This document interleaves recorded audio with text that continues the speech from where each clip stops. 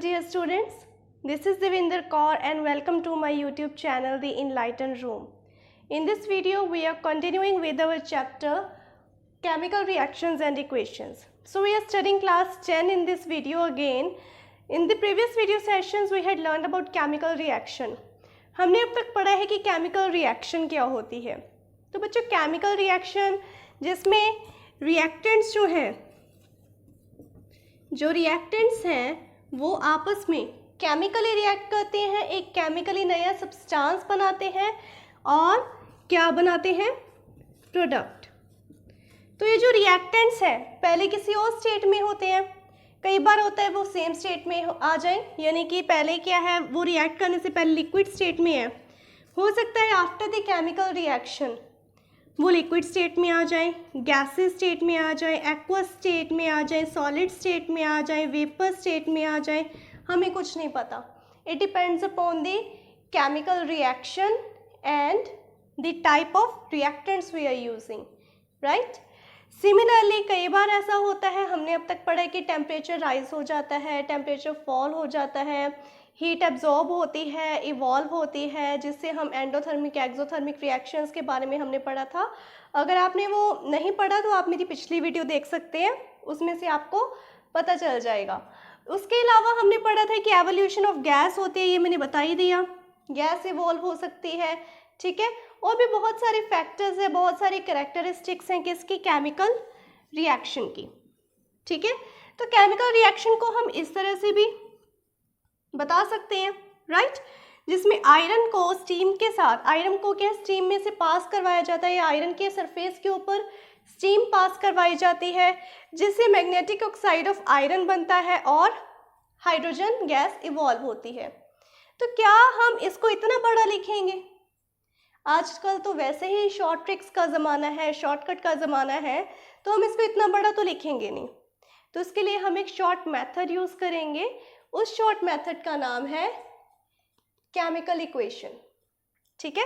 So in this video we are going to study about the chemical equation and how to balance it, ठीक है. तो chemical equation क्या है, एक short hand method है. As I told you it's a short trick method, it's a short hand method जो represent करता है केमिकल रिएक्शन को in terms of symbols and formulas, जो कि आपने क्लास 9 में पढ़ा है. सिंबल्स जैसे निकल को Ni के साथ डिनोट करते हैं, आयरन को Fe के साथ, सिल्वर को Ag के साथ, सोडियम को Na के साथ.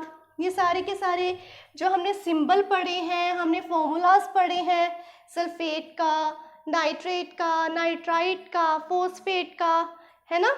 तो वो सारे के सारे फॉर्मूलाज हम यूज़ करेंगे in different reactants and products. इस साइड भी वो फॉर्मूलाज यूज़ होंगे, इस साइड भी वो फॉर्मूलाज यूज़ होंगे इन अ केमिकल रिएक्शन. तो वो क्या बन गई, एक chemical equation. Very best and very easy example जो मैंने आपको केमिकल रिएक्शन की एग्जाम्पल में बताई थी, मैग्नीशियम, जो कि उसकी शॉर्ट ट्रिक होगी, आपको ये H लगेगा, मैग्नीशियम, ठीक है.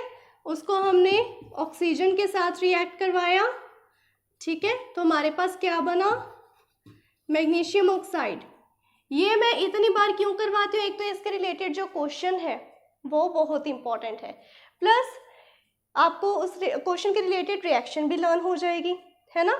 मोस्ट प्रोबेबली आ ही जाता है कि क्या होता है जब मैग्नीशियम रिबन को हम बर्न करते हैं, या क्यों मैग्नीशियम रिबन को क्लीन किया जाता है बिफोर बर्निंग, या बर्न करने पर किस तरह की फ्लेम आती है, या किस कलर के एशेस आते हैं, ठीक है. ये सारा का सारा इस क्वेश्चन, इस जो केमिकल रिएक्शन है, केमिकल इक्वेशन है, उसमें कवर हो जाता है, ठीक है. तो ये तो हो गया केमिकल इक्वेशन. क्या है केमिकल इक्वेशन, एक शॉर्ट हैंड मेथड है to represent a chemical reaction in terms of symbols and formula, ठीक है. दोनों साइड रिएक्टेंट्स और प्रोडक्ट्स दोनों साइड ये हम यूज़ करते हैं. उसके बाद है writing a chemical equation. Writing a chemical equation it's very easy. ये रहा आपका रिएक्टेंट वाला पार्ट, ये रहा आपका प्रोडक्ट वाला पार्ट, ठीक है. अब देखिए प्रोडक्ट वाले साइड में यहाँ पर एक ही हमारे पास चीज़ आई है, पर इसमें थोड़ी सी एनर्जी हमारे पास आती है, तो उस एनर्जी को मैं लिख देती हूँ. तो हमारा ये प्रोडक्ट वाला पार्ट जो है पूरा हो जाएगा इस तरह से, ठीक है. लेट अस सपोज कि कुछ एनर्जी रिलीज हुई है, ठीक है। तो देखिए in the left hand side हमारे पास क्या होता है, ये लेफ्ट हैंड साइड है, क्या है ये इस साइड रिएक्टेंट्स, और बीच में कौन सा साइन है, प्लस का। राइट हैंड साइड क्या है, प्रोडक्ट्स, और कौन सा साइन है इसके बीच भी, प्लस का, ठीक है। अगर यहाँ पर माइनस का साइन हो इस तरह से, इट मीन्स वो चीज यहां से उठा के यहां रख दी गई है। इन द केमिकल इक्वेशन वैसे तो वो चीज जो रिएक्टेंट में है रिएक्ट होगी उसी साइड रहेगी, लेकिन हमने लिखते वक्त उसको इस साइड कर दिया। जैसे कि एनर्जी को ले जाऊं मैं, एनर्जी को मैं इधर माइनस एनर्जी लिख दूं, तो क्या मैग्नीशियम रिबन को बर्न करते वक्त हमारी एनर्जी रिलीज हुई? हमने कोई जब हम दोनों को रिएक्ट करवा रहे थे क्या हमने अपनी तरफ से बहुत ज़्यादा एनर्जी लगाई? नो। लेकिन जब वो बर्न हुआ उसके बाद एनर्जी रिलीज हुई, जो वो रिएक्शन हुई इसके बाद थोड़ी सी एनर्जी रिलीज हुई। तो ये माइनस का साइन क्या है, क्या मतलब है कि इसको प्रोडक्ट वाली साइड पे होना चाहिए, ठीक है। तो इसलिए हम जो प्रॉपर हमारे पास होता है रिएक्टेंट्स वाली साइड, लेफ्ट हैंड साइड पे हम क्या रखते हैं, प्लस का साइन, और राइट हैंड साइड जो हमारे प्रोडक्ट्स होते हैं उस साइड भी हम कौन सा साइन रखते हैं, प्लस का साइन, और बीच में क्या है, एरो, जो दिखाता है कि जो रिएक्शन है फॉरवर्ड डायरेक्शन में जा रही है। जब आप रिवर्सिबल इरिवर्सिबल रिएक्शन करोगे उसमें एक साइन इस तरह से भी आ सकता है, बैकवर्ड। इसका क्या मतलब है, प्रोडक्ट से वापस रिएक्टेंट बन रहे हैं, कोई ऐसी एक खास रिएक्शन हुई जिससे जो प्रोडक्ट से वापस अपनी ओरिजिनल पोजीशन में आने शुरू हो गए, ठीक है। तो एक साइन आपको ऐसे भी देखने को मिलेगा, यानी कि ये रिएक्शन बार बार रिपीट हो रही है, पहले रिएक्टेंट से प्रोडक्ट बन रहा है, फिर प्रोडक्ट से रिएक्टेंट, फिर रिएक्टेंट से प्रोडक्ट, फिर प्रोडक्ट से रिएक्टेंट, ठीक है। तो ये बार बार क्या है, रिपीट हो रहा है, ठीक है। तो ये अलग अलग सिंबल्स जो है हम यूज करते हैं, लेकिन in the most of the equations जो आप इस चैप्टर में पढ़ोगे, आई गेस 99% जो इक्वेशंस हैं उसमें आप यही सिंबल यूज करोगे। इसका क्या मतलब है, the reaction is moving in the forward direction, that means reaction forward हो रही है, इसमें रिएक्शन क्या हो रही है, बैकवर्ड, और इसमें रिपीट, ओके। बार बार वही चीज क्या बन रही है, रिएक्टेंट से प्रोडक्ट, वापस प्रोडक्ट से reactant, okay. So this is how we write a chemical equation, okay. अब बात करते हैं बैलेंस्ड और अनबैलेंस्ड केमिकल इक्वेशन की, जिसकी हम पिछले 2 वीडियोस में बात कर रहे हैं, ठीक है। बैलेंस्ड केमिकल इक्वेशन कौन सी होती है, वो इक्वेशन जिसमें number of atoms of each element on the 2 sides of the equation are equal. जैसे कि यहाँ पर, वैसे तो ये बहुत मैसी हो चुका है, मैं यहाँ पर आपको दोबारा लिख देती हूँ, ठीक है। हमारे पास था twice of Mg plus O2 that forms 2MgO, ठीक है। ये हमारी केमिकल इक्वेशन है। अब देखिए इसमें मैग्नीशियम के भी 2 ही हैं मॉलिक्यूल्स, यहाँ पर भी मैग्नीशियम के 2 हो गए, 2 यहाँ पर ऑक्सीजन के थे, यहाँ पर भी 2 हो गए। तो ये रिएक्शन क्या है, बैलेंस्ड है, क्योंकि इन्होंने क्या बोला है, एक ऐसी इक्वेशन, ये एक ऐसी इक्वेशन है जिसमें number of atoms of each element on 2 sides, इस साइड भी इस साइड भी क्या हो, इक्वल हो। तो ये दोनों क्या है, दोनों साइड क्या है, इक्वल आ रहे हैं।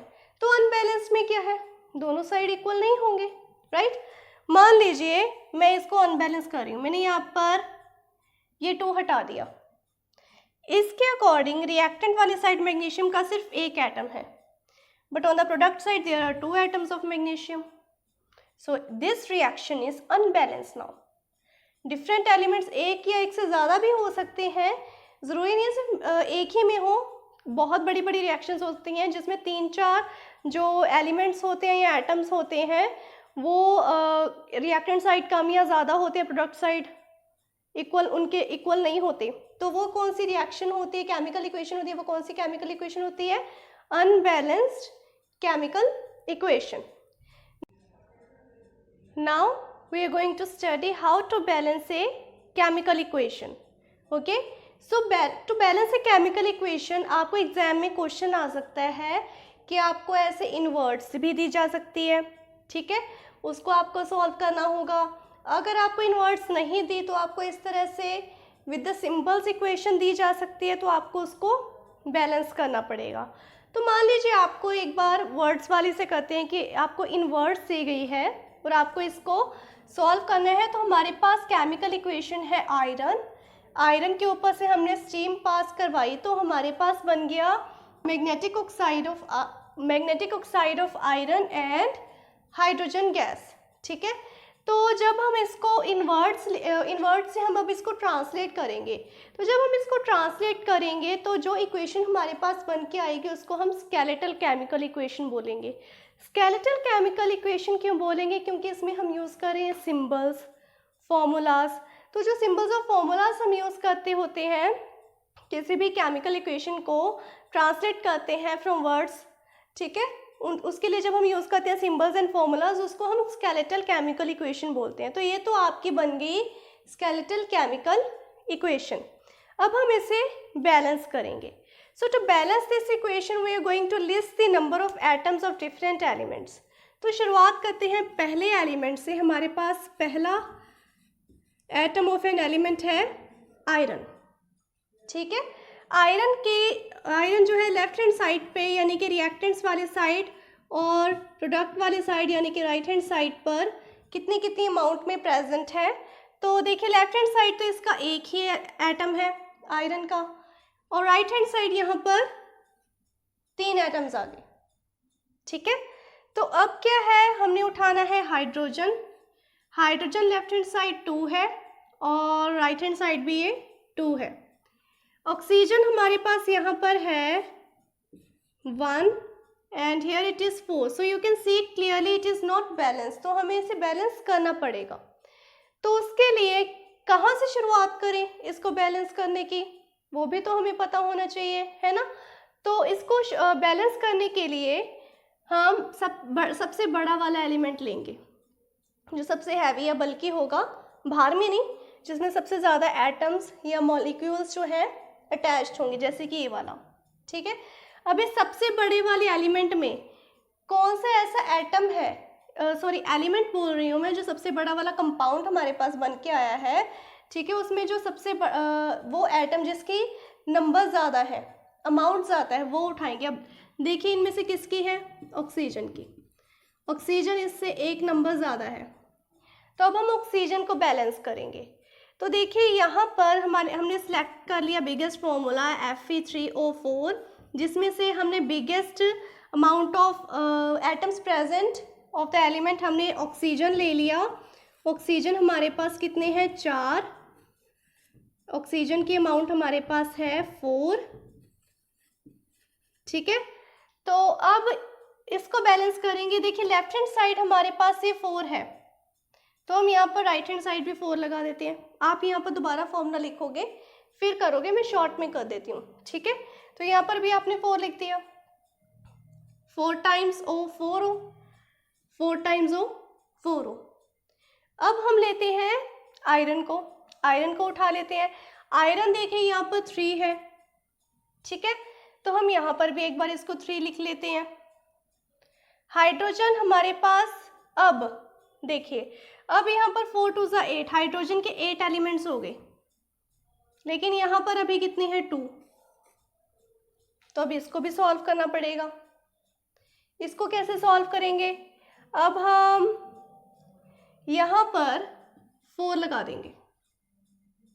ठीक है, यहाँ पर 4 लगा देंगे, तो इस तरह से हमारी केमिकल इक्वेशन जो है बैलेंस होनी शुरू हो जाएगी। पहले हमने ऑक्सीजन को बैलेंस किया, फिर हमने आयरन को बैलेंस किया, और फिर हमने हाइड्रोजन को बैलेंस कर दिया। तो जब हम इसको बैलेंस कर देंगे, हम उन सभी जो है एटम्स हैं, जिस तरह से यहाँ पर हमने लिस्ट बनाई थी, एक बैलेंस्ड लिस्ट बनाएंगे।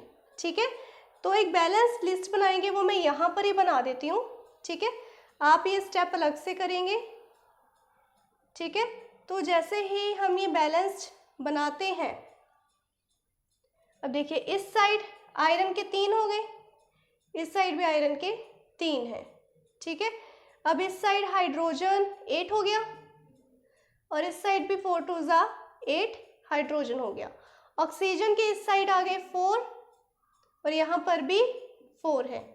तो अब हम बैलेंस्ड केमिकल इक्वेशन वैसे तो लिखी गई है, इसको आप बाद में दोबारा लिखोगे कैसे। Balanced chemical equation is balanced chemical equation, तो वो क्या बन के आ गई 3Fe plus 4H2O and then forms Fe3OH plus 4H2। तो इस तरह से हमारी ये जो केमिकल इक्वेशन है बैलेंस्ड होगी। तो इस वीडियो में हमने पढ़ा केमिकल इक्वेशन क्या होती है, बैलेंस्ड केमिकल इक्वेशन और अनबैलेंस्ड केमिकल इक्वेशन क्या होती है, कैसे हम केमिकल इक्वेशन को राइट करते हैं, ठीक है, और एक अनबैलेंस्ड केमिकल इक्वेशन को किस तरह से बैलेंस्ड करते हैं।